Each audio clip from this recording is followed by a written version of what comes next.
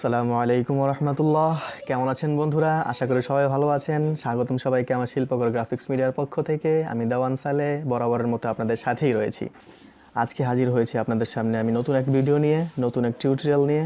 সকলকে মাহে রমজানের শুভেচ্ছা জানিয়ে শুরু করছি আমি আজকের টিউটোরিয়াল। চলুন কথা না বাড়িয়ে শুরু করা যাক। প্রথমে ইলাস্ট্রেটর ওপেন করব, তারপরে ফাইল মেনু থেকে new document 1920 pixel by 1080 pixel, colour mode same ওয়াইকে, রেজুলেশন 300, ওকে যা আছে। প্রথমে আমরা আমাদের ডকুমেন্ট ওপেন করলাম।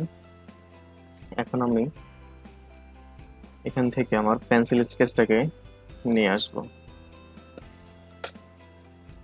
মনে রাখবেন, টাইপোগ্রাফির ক্ষেত্রে পেন্সিল স্কেচটা খুব গুরুত্বপূর্ণ। পেন্সিল স্কেচ করে নিলে আপনার টাইপোগ্রাফি করতে খুবই সহজ হবে। জুম করে নিলাম, তারপরে আমরা এটাকে এমবেড করে দিলাম। নড়াচড়া যাতে না করে সেজন্য Ctrl+2 দিয়ে এটাকে লক করে নিলাম। এখন এটাকে পেন টুলের মাধ্যমে আমরা প্রথমে পাথ করে নেব। পেন টুলের মাধ্যমে আমরা এটাকে পাথ তৈরি করে নেব। এখান থেকে আমরা এটার ফিল কালার ডান করে দিয়ে স্ট্রোক কালারটাকে অন করছি।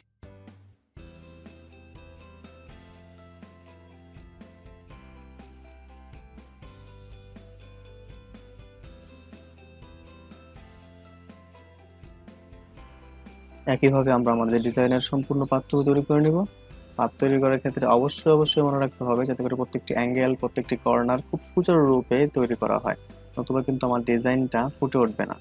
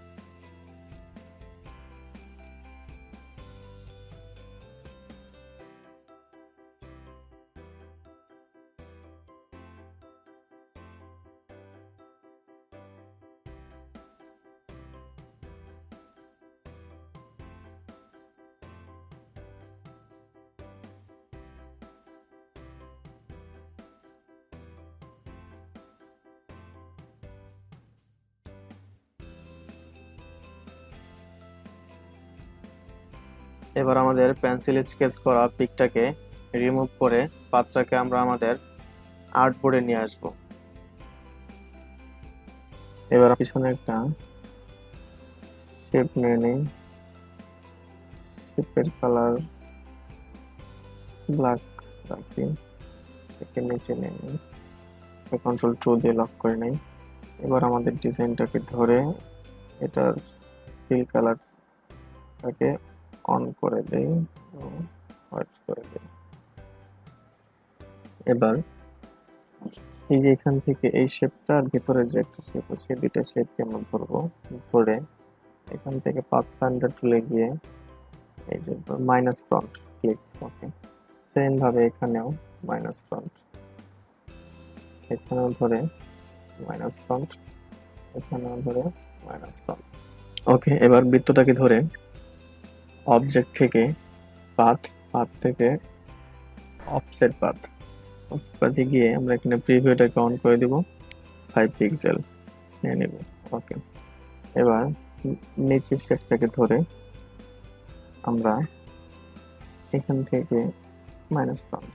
ওকে, হয়ে গেল।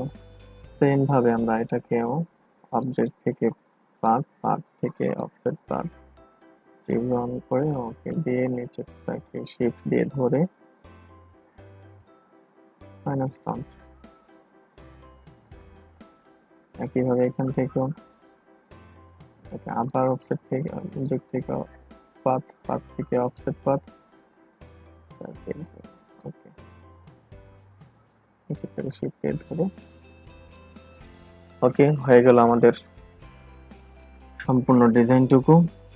এবার গুগল থেকে পছন্দ মতো একটি ব্যাকগ্রাউন্ড সিলেক্ট করে এখানে বসিয়ে দিলে হবে। তো আমি আগে থেকেই সিলেক্ট করে রেখেছি, আমি এটাকে শুধু ড্র্যাগ করে নিয়ে আসি, আমি এখানে বসিয়ে দিয়ে এখান থেকে আমি ধরে শিফট আল্টার দিয়ে এটাকে বড় করে নিই। ওকে,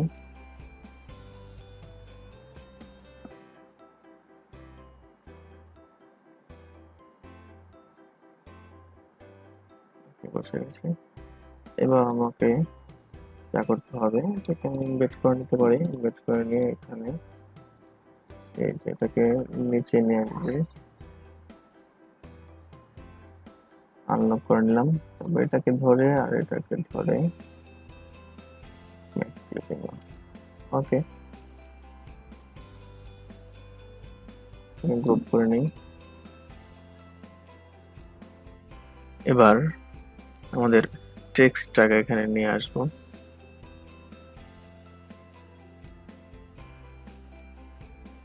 পুরোটাকে ধরে গ্রুপ করে নেব। এবার ইফেক্ট থেকে স্টাইলাইজ ড্রপ শ্যাডো তে গিয়ে আমরা হালকা ড্রপ শ্যাডো দিয়ে নেব। ওকে, তো বন্ধুরা, ভিডিওটি ভালো লাগলে অবশ্যই লাইক, কমেন্ট এবং শেয়ার করতে ভুলবেন না। আর যারা আমার চ্যানেলে নতুন তারা সাবস্ক্রাইব করে সাথেই থাকুন। আসসালামু আলাইকুম রহমতুল্লাহ।